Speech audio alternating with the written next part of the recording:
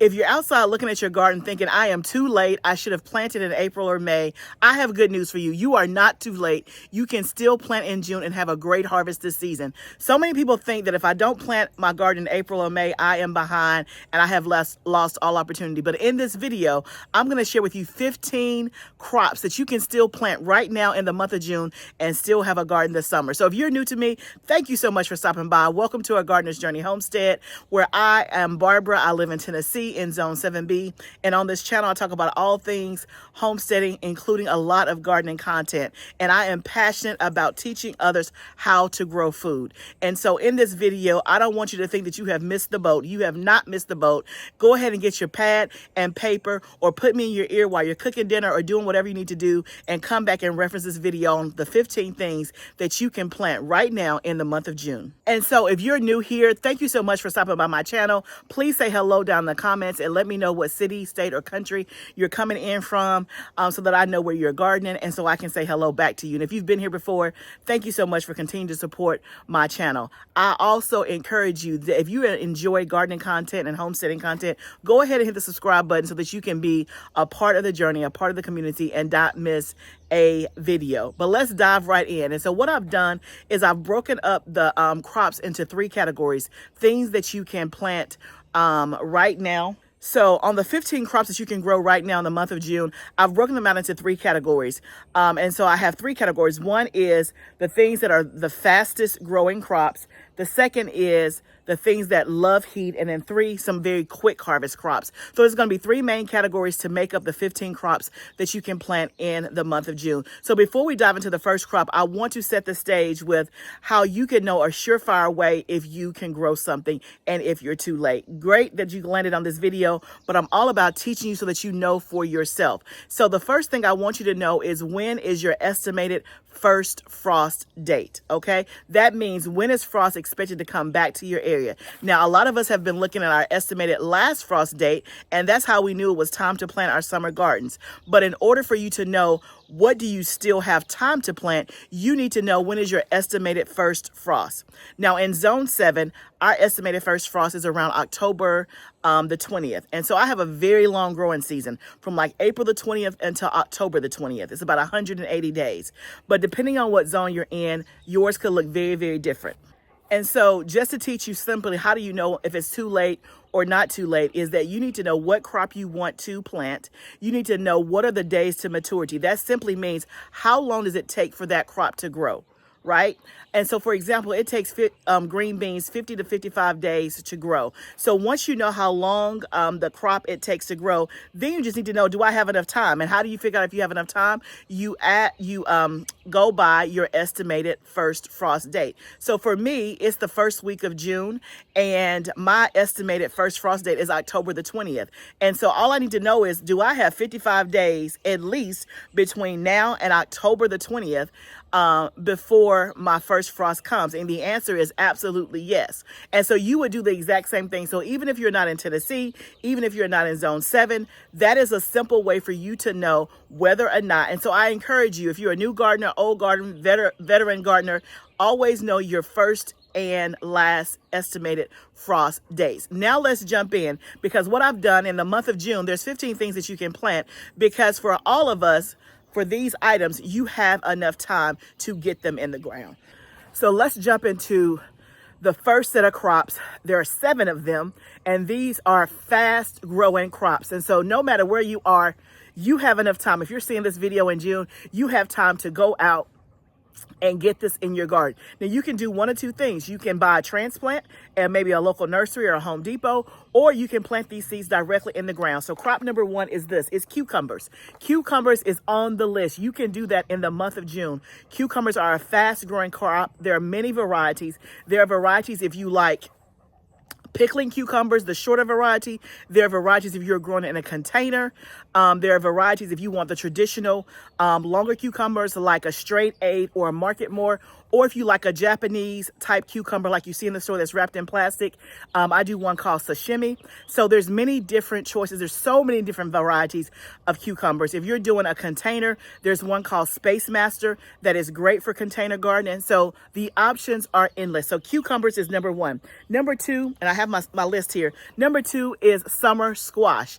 Again, summer squash, these are fast growing things. You can have squash literally in 50 to 60 days. And so if you were to put a seed in the ground today of summer squash, literally in 60 days, that means the first part of August, you will be able to harvest your squash. So summer squash, there's so many different varieties. Figure out if you want, figure out which variety you want and that your family loves and go for that one. So the third crop that you can do in the month of June that is fast growing is zucchini. That's like squash's cousin, right?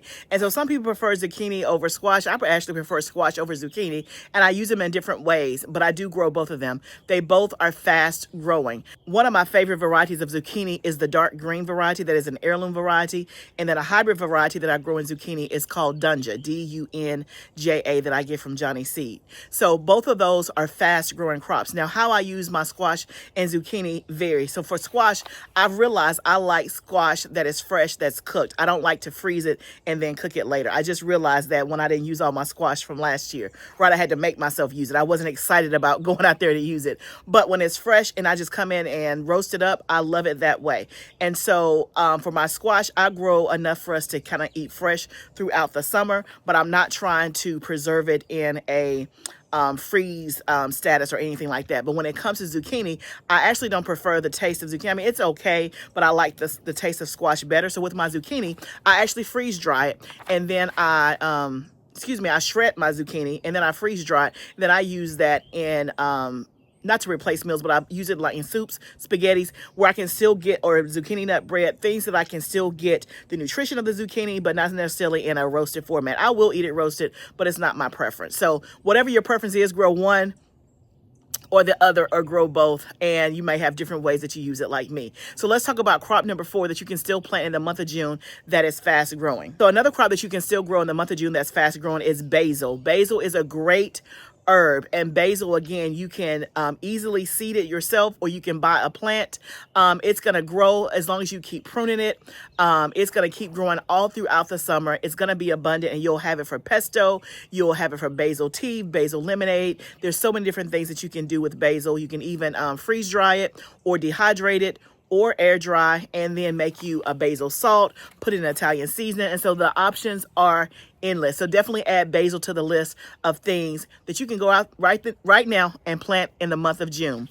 Let's go on to the next crop. The next one is a favorite of mine, which is green beans. Green beans are a great summer crop to grow even in the month of June, because like I said in the beginning of the video, they only take like 50 to 55 days, depending on the variety. There may be some that take 60 to 65 days, but you are still to the good if you want to plant green beans. Now for me, I prefer like a bush variety, and my favorite is Jade. My second favorite is Blue Lake when it comes to a bush variety of green bean, or you can do a pole green bean. I haven't found a pole green bean that I really like. I've done Provider, and I think I've done Kentucky Wonder. It was either Provider or Contender. I think it was Provider. And they were okay. They didn't perform as well for me, but the Jade is by far my favorite. And one of the things when it comes to green beans, some of them that you grow, you have to pick sooner than others. Like it doesn't stay on the vine long and stay intact, or when you bring in the house, it doesn't stay as long. And that's one of the reasons why I love Jade, because I can take a little bit more time to harvest it if I need to, and then it can stay, before I do anything with it, maybe an extra day or two. But figure out, again, what is the best variety for you and your family.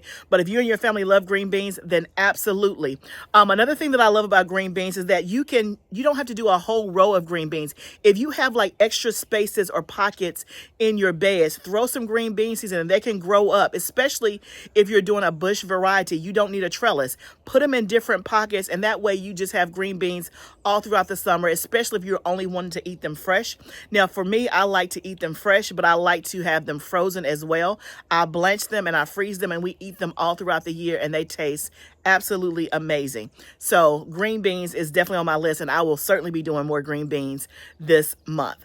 The next two crops are zinnias and sunflowers. So I've given you some vegetables. I've given you a herb, which is basil, but zinnias and sunflowers you can still do in the month of June. They are both fast growing, easy to germinate, and easy to grow. You can have beautiful flowers in your garden. So you did not miss the window. So those are the 7 that you can grow that are very, very fast growing. But let's now move on to the other set of crops that you can grow in June, which are more of the heat loving crops. They take a little bit longer, but they absolutely love heat. And for most of us, that is when our heat comes, is starting in the month of June. So this is crop number 8, but the first one under this category is okra. Look, if you're in the South like me, okra is a staple, okay? There's many different ways that people eat it. I prefer it fried or freeze-dried. I use it as freeze-dried, and then I put some nutritional yeast flakes on it and some salt, and garlic powder, and I eat it as a snack so that way I can get the nutrients in. My husband doesn't care for okra only if it's fried. Now for me, I can have it roasted and I like it. I've had it air fried and I like it. I actually like the taste of okra. I don't do it boiled though. That's the one that I can't do, and that's just more of a texture thing than a taste thing. And then I don't do the okra and tomatoes like a lot of people do. That just doesn't, it's not a good combo. I've never tried it, but that don't sound like a good combination for me and my stomach. I'm like, the acidity of the tomatoes, okra, that don't sound good to me. So I just eat my okra separate. But I do love okra, and okra is a great crop to grow, especially if you're in a region that gets a lot of heat and humidity. Okra loves heat. So you absolutely can do that now. Okra takes about 80 to 90 days, depending on the variety. And so definitely add that to your garden if you're an okra fan. Okay, the next one on the list, which is number 9, but is also a heat lover, are southern peas. So that could be your purple hull peas, your black eyed peas. I grow personally purple hull peas. That is one of my fan favorites. It is a staple in my house. I grow enough hopefully for the whole year. But any type of southern pea that you like, crowder peas, zipper peas, whatever kind of pea is your favorite, you can absolutely get that in the ground now. Make sure that you have a way to trellis it, because most of those are pole options and not bush options. But also if you like black beans, pinto beans, those you can get in the month of June, and they also come in bush or pole varieties. And then another bean that I absolutely love is the rattlesnake bean. I tried it for the first time last year, and I did not do it until July, right? I did not do it until July, and I still had a great harvest. I only did like 7 or 8 plants, and I had enough harvest for like 2 or 3 meals. And it was great, but I did more this year, and I already have them in the ground. But rattlesnake beans are one of my favorites. You can eat it as a green bean, or you can let it dry and take the beans out, and it's like a pinto bean, but with a lot of nice creamy flavor. So that's one of my favorites. So southern peas is on the list, and so go put some in your garden right now. Go put some in your garden. If you see me moving around and just kind of, it's starting to rain. We are in the middle of, I keep saying 40 days and 40 nights, and maybe I need to stop saying that because maybe I'm calling it forth. Y'all, we've had lots of periods of rain, and so it has been a challenge in the garden, because on this video, I wanted to show me actually planting and starting my seeds. You guys have seen that, but I wanted to add it to the video, but because of the rain, I'm not going to be able to do it. I'm watching the rain when I have time, and I'm literally running outside to do what I can and running back in the house. So let's see if we can finish this video, because it's already starting to sprinkle. Okay, so moving on to next on our list are melons and pumpkins. So that's, I think, number 10 and 11, melons and pumpkins. So watermelons, cantaloupe, those types of things you can still plant. They take about 80 to 90 days. So again, if you get them out the first part of June, for most of us, if you have time in your growing season, and I think that many of you, if not all of you do, especially if you're in the U.S., you have time to do that. And then they also have some melons that are shorter, like if you want to do like a smaller container size melon, they have those as well. Or if you want to do a personal size watermelon, they have one called Sugar Baby. Those are smaller. They take a little bit of a shorter time, and you can still get those things in, especially if you're someone that doesn't have a big family or you live alone, but you still want to have watermelon. You can still have watermelon. You don't have to grow the big crimson sweet if you feel like, hey, that's too big for you. And that's what I love about growing your own food. There are so many different options, right? So many different options. So melons, whether it's cantaloupe, watermelon, whatever, muskmelon, or what's the green one? Honeydew melon. I've never grown that. but all of those are up for fair game. And then pumpkins. Pumpkins, again, if you want to get pumpkins in, you better go on and slide it in, because the pumpkins usually can take 90 to 100 days. I personally don't grow pumpkins because I don't like pumpkin, but I have plenty of friends and other gardening friends that love pumpkin and they grow it. And so I know it takes about 90 to 100 days depending on the variety. And so definitely you want to go ahead and get that in the ground, but you still have time. Number 12 is sweet potatoes. Y'all, I still haven't planted my sweet potatoes yet. It's the first week of June, but my goal is to have them planted within the next week or so. And that is usually, I used to start planting my sweet potatoes like in May, but because of bed space and, making sure that I have space after harvesting onions and garlic, that's usually what opens up my space for me. I started planting my sweet potatoes in June. I started that last year and it worked completely fine.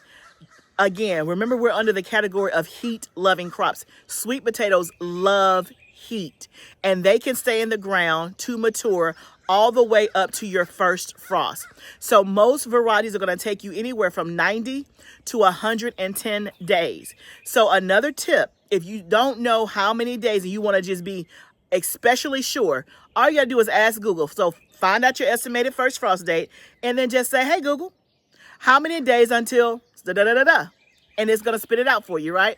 And so for me, I would just say, hey Google, how many days until October the 20th? And it's gonna tell me. As long as that date is 110 or higher, I am to the good for any kind of variety of sweet potato that I want to do, right? And I usually harvest my sweet potatoes literally right before the first frost. So that may be, a few days before up to a week before.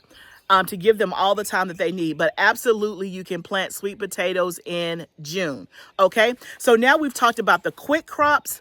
There were 7 of them. We've talked about the heat-loving crops. There was 5 of those. That makes 12. Let's talk about the last 3.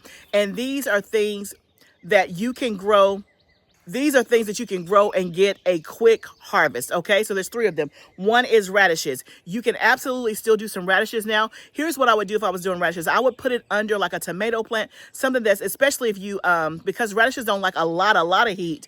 But again, if you're in a mild climate or if you're in a climate that does have heat, put them in a shaded area, like under tomatoes, something that kind of grows big and tall. They'll be just fine. And remember, radishes are done in like 30 to 45 days.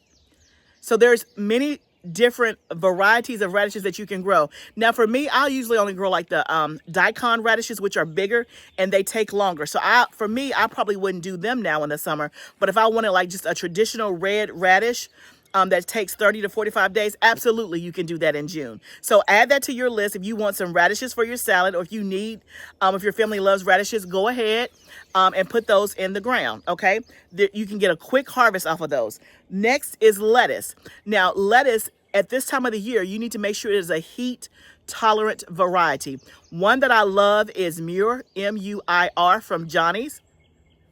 And I actually just ordered a brand new heat tolerant variety from Johnny's that I'm going to be trying. So you'll probably see that in an upcoming video as well. So just make sure if you're doing lettuce, 2 things. Make sure it's a heat tolerant variety because, again, lettuce is traditionally grown in cool weather. It likes the cool. It likes like breezy, 50, 60, 65 degrees. It does not like 90-degree weather, but there are varieties that are more heat tolerant, okay? So that's number 1. And then also do your lettuce, like I'm saying, do the radishes. Do it under a plant that's kind of overarching, like a tomato, that's going to provide some shade. So that's going to give you an extra level of protection, okay? And then the very last one that you can get a quick harvest off of is Swiss chard. That is a leafy green that is more heat tolerant than some of the other ones like spinach or kale. So Swiss chard is also another one that you can put in the ground and get you a quick harvest of some leafy greens.